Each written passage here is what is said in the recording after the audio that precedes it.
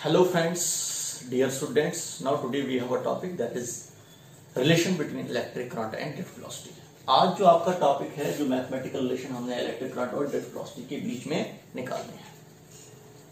कोई रिलेशन है drift velocity और इलेक्ट्रिक करंट के बीच में, उसी मैथमेटिकल रिलेशन को हमें कैलकुलेट करना है। ड्रिफ्ट वेलोसिटी आपने पहले ही पढ़ा है, ड्रिफ्ट वेलोसिटी क्या होता है लास्ट लेक्चर में आपने पढ़ा। जिसने नहीं पढ़ा होगा वो मेरे यूट्यूब चैनल्स पर जाएंगे, बड़ा ही इंपॉर्टेंट टॉपिक है, उसको पढ़ें वहां पर, तब जाकर आप इस कंसेप्ट को देखें। छोटा सा कंसेप्ट है। ड्रिफ्ट वेलोसिटी क्या होती है? It is the average velocity of all the free electrons which drifted from negative terminals to the positive terminals. ये एवरेज वेलोसिटी होती है सिंबल में इलेक्ट्रॉन्स की, फ्री इलेक्ट्रॉन्स की, जो नेगेटिव टर्मिनल से पॉजिटिव टर्मिनल्स की तरफ जाते हैं। जब हमारे पास ये इलेक्ट्रॉन्स नेगेटिव टर्मिनल से पॉजिटिव टर्मिनल की तरफ आते हैं, कंडक्टर में ये फ्लो करते हैं, तो करंट हमारे पास इस कंडक्टर में फ्लो करेगी।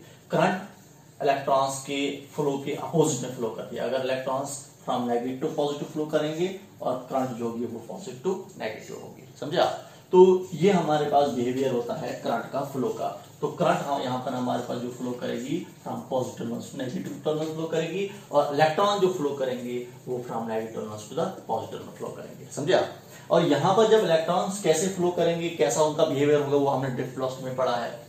यहाँ पर सिर्फ और सिर्फ आपने जो मैथमेटिकल रिलेशन निकालनी है करंट और ड्रिफ्ट वेलोसिटी के बीच में। तो यहाँ पर सबसे पहले मैंने कंसीडर किया है कि ये आपके पास एक कंडक्टर है, जिस कंडक्टर की हमारे पास लेंथ जो है, इस कंडक्टर की जो लेंथ जो है वो L है, इसकी लेंथ L है, और इसका area, uniform area of cross sections, इसका एरिया ऑफ क्रॉस सेक्शंस कितना है, वो A है।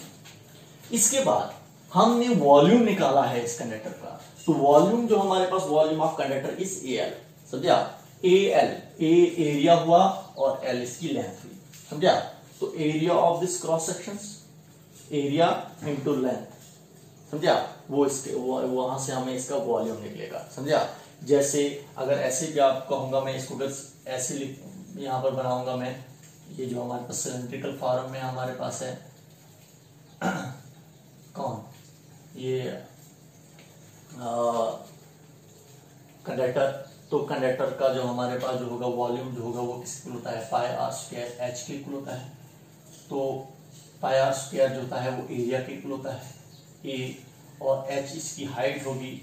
जो इसकी हाइट होगी हमारे पास इस कंडक्टर की, वो तो इसके लेंथ के इक्वल है। इसका मतलब एच किसके इक्वल होगा, वो एल के इक्वल होगा।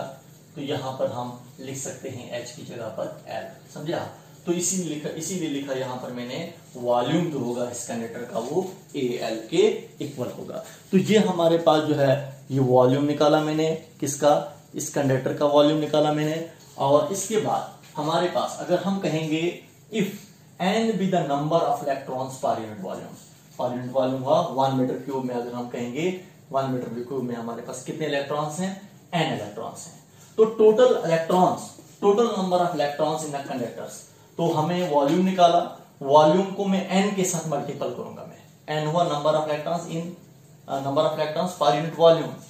तो उस n को जब इस वॉल्यूम के साथ मल्टीपल करूंगा, वॉल्यूम ऑफ द कंडक्टर के साथ मल्टीपल करूंगा, तो मेरे पास निकलेंगे total number of electrons which are in a conductors. तो टोटल नंबर ऑफ इलेक्ट्रॉन्स इस कंडक्टर में हमारे पास कितने होंगे, वो NaL के इक्वल होंगे। n is the number of electrons per unit volume, AL हुआ वॉल्यूम ऑफ द कंडक्टर। इसके बाद if E be the charge on electron, E be the charge on electron, अगर हमारे पास on each electron, आप कह सकते हो on each electron, अगर हमारे पास E जो है वो चार्ज है हर एक इलेक्ट्रॉन्स पर, देन टोटल चार्ज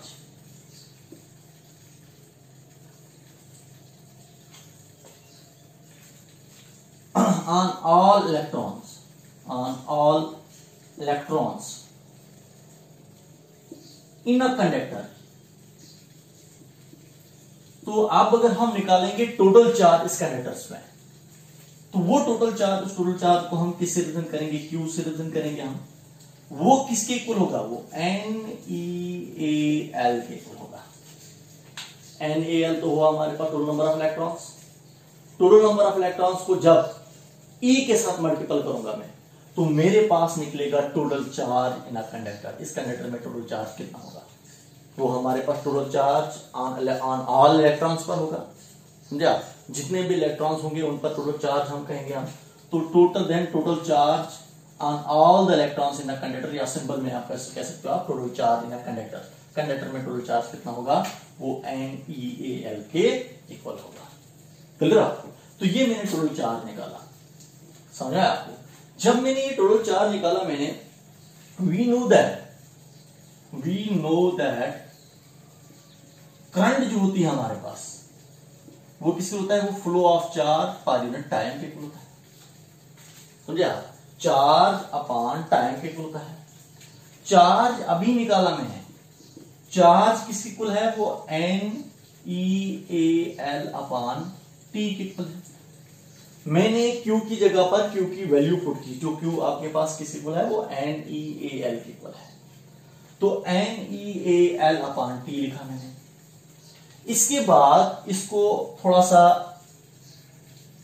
और एक्सटेंड करूंगा मैं, तो I आपके पास किसके इक्वल आ जाएगा, I इज इक्वल टू, इसको ऐसे शफल करके लूंगा मैं, तो NeAl upon T. L upon T को मैंने अलग से लिखा। L length of the conductor है, T हो आपके पास टाइम। तो आपको ये ऑलरेडी पता होना चाहिए, जो हमें पता है, वेलोसिटी जो होती है हमारे पास वो डिस्टेंस अपॉन टाइम होता है। जब इलेक्ट्रॉन्स नेगेटिव टर्मिनल से पॉजिटिव टर्मिनल की तरफ आएगा तो डिस्टेंस कितना होगा, जितना हमारे पास इस कंडक्टर की लेंथ है तो उतनी ही डिस्टेंस इलेक्ट्रॉन कवर करेगा, यहां से लेकर यहां तक। तो इसका मतलब डिस्टेंस कंडक्टर का कितना है, L है। तो मैं D की जगह पर क्या लिख सकता हूं, मैं L अपॉन टी। लेकिन जब इलेक्ट्रॉन जो होंगे वो नेगेटिव से पॉजिटिव की तरफ आएंगे तो वो वेलोसिटी जो होती है हमारे पास, वो वेलोसिटी किसकी इक्वल होती है, वो ड्रिफ्ट वेलोसिटी की इक्वल होती है, Vd की इक्वल होती है। इसका मतलब Vd जो आएगा वो L अपॉन टी की इक्वल आएगा। इसका मतलब L अपॉन टी की जगह पर क्या लिख सकता हूं मैं, NeA तो यहीं पर है, L upon T distance upon time किसके इक्वल होता है, वेलोसिटी की इक्वल होता है। लेकिन ये वेलोसिटी कौन सी होगी, ये ड्रिफ्ट वेलोसिटी होगी। तो ये आपके पास इंपॉर्टेंट मैथमेटिकल रिलेशन है करंट और ड्रिफ्ट वेलोसिटी के बीच में। देखिए करंट और ड्रिफ्ट वेलोसिटी के बीच में जो मैथमेटिकल रिलेशन आपके पास आई, वो I is equal to NeAVd के इक्वल आ रहा है। N is the number of electrons per unit volume, E is the charge on electrons, A is the uniform area of cross section of this conductor, and Vd is the drift velocity of all the free electrons which drifted from negative terminals to the positive terminals। तो ये mathematical important mathematical relation आपको निकली। तो यहाँ पर देखो आप, N भी कांस्टेंट है, E भी कांस्टेंट है, A भी कांस्टेंट है, तो ये तो आपके पास मैथमेटिकल रिलेशन है। यही मैथमेटिकल रिलेशंस को, इसी मैथमेटिकल रिलेशंस को मैं यूज करूंगा मैं। तो यहाँ पर इसको ऐसे भी लिख सकता हूं मैं, Vi जो आपके पास है, I is directly proportional to Vd, I is directly proportional to Vd, इसको ऐसे भी लिख सकता हूं मैं। क्योंकि जब हम कांस्टेंट को हटा लेते हैं, NeA को हटा लेंगे हम, तो इसकी जगह पर हम फिर इक्वल टू की जगह पर हम डायरेक्टली प्रोपोर्शनल टू लिख लेते हैं हम। तो डायरेक्टली प्रोपोर्शनल का मतलब ये हुआ, I is directly proportional to Vd का मतलब ये हुआ, I is directly proportional to drift velocity. तो इसका मतलब हमारे पास अगर ड्रिफ्ट वेलोसिटी बढ़ेगी तो करंट भी बढ़ेगी। इसका मतलब इलेक्ट्रॉन्स की ड्रिफ्ट वेलोसिटी अगर बढ़ेगी, अगर वो ज्यादा तेजी से भागेंगे, कहां से, नेगेटिव से पॉजिटिव की तरफ ज्यादा तेजी से भागेंगे, तो इसका मतलब फ्लो ज्यादा होगा। फ्लो ज्यादा होगा तो करंट ज्यादा होगी, किसमें, इस कंडक्टर में। जो करंट अपोजिट होगी इलेक्ट्रॉन्स के फ्लो के, electrons negative to positive flow करें तो करंट जो होगी वो पॉजिटिव टू नेगेटिव होगी। तो ये हमारे पास जो है, this is the important mathematical relation, ये मैथमेटिकल रिलेशन है, इंपॉर्टेंट मैथमेटिकल रिलेशन है इलेक्ट्रिक करंट और ड्रिफ्ट वेलोसिटी के बीच में। एक कंसेप्चुअल क्वेश्चन यहां पर आपको बोलूंगा मैं। देखिए जब भी हम स्विच ऑन करते हैं, within no time bulb जो है वो ग्लो करता है।